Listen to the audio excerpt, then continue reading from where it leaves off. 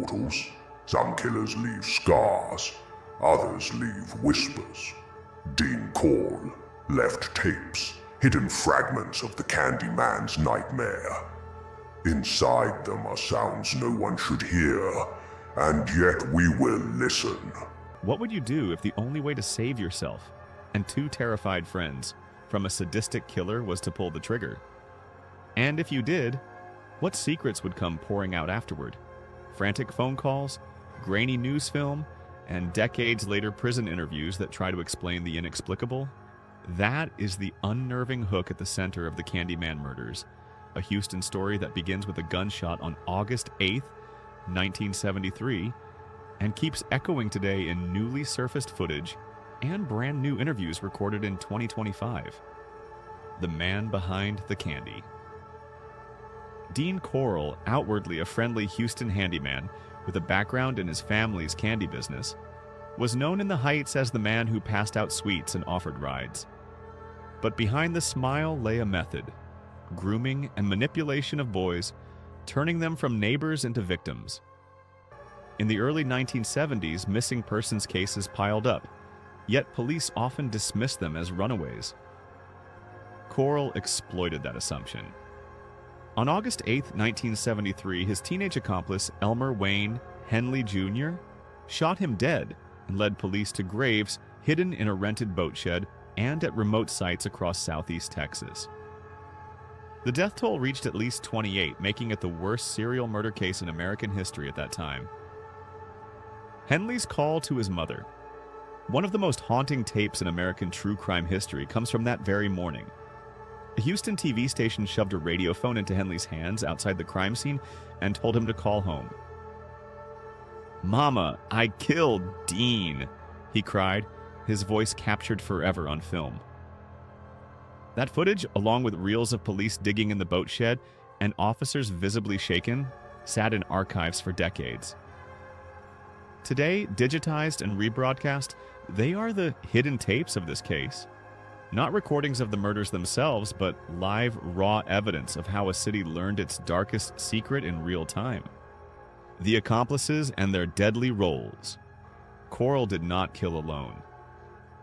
David Owen Brooks was the first teenager pulled into his orbit, groomed and paid to lure other boys. Henley followed, rationalizing at first that he was just bringing friends to party, then participating directly in assaults and murders. He ultimately turned on Corll, firing the shots that ended the spree, but he also helped lure and kill, making him both a rescuer and a perpetrator. At trial, prosecutors emphasized that contradiction, and he was convicted of 6 murders. Brooks and Henley's roles demonstrate how predators weaponize teenagers to trap more teenagers, creating a devastating chain of complicity. New voices. Half a century later, the story has a new chapter. In August 2025, Investigation Discovery released The Serial Killer's Apprentice, a 2-hour documentary built around hours of recorded interviews between Henley and criminologist Dr. Catherine Ramsland. ABC's Nightline previewed those tapes, giving national audiences their first chance in decades to hear Henley explain himself. These are the true new tapes, not hidden in vaults, but freshly made in a prison interview room. They do not absolve him. Henley is still serving 6 life sentences, but they give criminologists, historians, and viewers a clearer record of how a teenage boy was groomed, how fear and promises blurred moral lines, and why he ultimately turned a gun on Corll. The Boat Shed Horror. The scene that seared itself into history was the boat shed at 2020 Silver Bell in Houston. On August 9, 1973, investigators opened the door and began digging. What they found was a subterranean charnel house. 17 bodies layered with lime and boards, carefully hidden. More victims turned up in other sites like High Island Beach.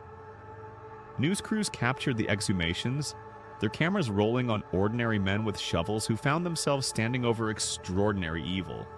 Watching the raw footage today is more disturbing than any dramatization. The ordinariness of the setting, the short sleeves, the fenders, the dirt, collides with the enormity of the crime. The last unnamed boy. One victim has never been identified. Known only as John Doe 1973, his remains were exhumed from the boat shed. In August 2023, the National Center for Missing and Exploited Children released a new facial reconstruction and detailed images of his clothing. Striped Catalina swim trunks with a silver buckle, a khaki shirt laced at the front with a peace symbol and USA letters, cowboy boots, corduroys, and a leather ankle bracelet. Forensic artists hope someone will recognize the face or the outfit. His DNA is in CODIS and genealogical searches have been attempted, but so far his identity remains a mystery. The appeal is simple. Someone out there once knew him. Digging again. The possibility that more victims remain hidden has kept the case open-ended. In November 2021, searchers with Texas EquiSearch used radar and shovels in a Pasadena yard connected to Corll. Nothing definitive was found, but the search underscored how unfinished this case feels even 50 years later. "The boys need to be found," said Tim Miller, echoing what many in Houston still believe. That somewhere, perhaps beneath an ordinary backyard, another victim lies undiscovered. Landmarks erased, memories preserved. Some sites of the horror have since vanished. In February 2023, the Pasadena home where Corll died was demolished, erasing a physical reminder but not the memory. Local media noted that neighbors had grown weary of curious onlookers, but victims' families pointed out that demolition cannot erase grief. Even the smallest details from the house, the restraints, the furnishings, are etched into testimony and film, preserved in those original newsreels that resurface on anniversaries. The physical address may be gone, but the story remains permanently wired into Houston's collective history. What became of the accomplices? The fates of Corll's teenage partners diverged. David Owen Brooks died in 2020 while in prison, reportedly from complications related to COVID-19. His death ended the possibility of parole hearings for him. Henley remains alive and incarcerated, serving 6 life sentences. His past attempts at compassionate release have failed, and in 2025 the Texas Board of Pardons and Paroles opened another review. Families of victims continue to oppose any chance of his release, and his case remains one of Houston's most watched parole issues. Whatever Henley says on new tapes, the consensus among those families is unwavering. He should never walk free. Why Corll went unnoticed for so long? How did Corll operate in plain sight for years? Part of the answer is institutional. Missing boys in 1970s. Houston were too often written off as runaways. Police files closed, cases languished, and families were told their sons had likely chosen to leave. Another part is Corll's mobility. He changed apartments and houses frequently, diffusing suspicion across neighborhoods so that no single area saw the full pattern. And there is the banality factor. He looked like a helpful neighbor.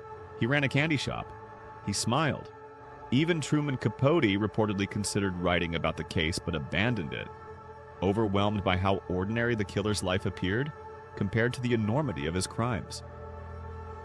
The human cost and the call to remember. The victims were boys and young men, many from working-class families who left behind parents and siblings still searching for closure.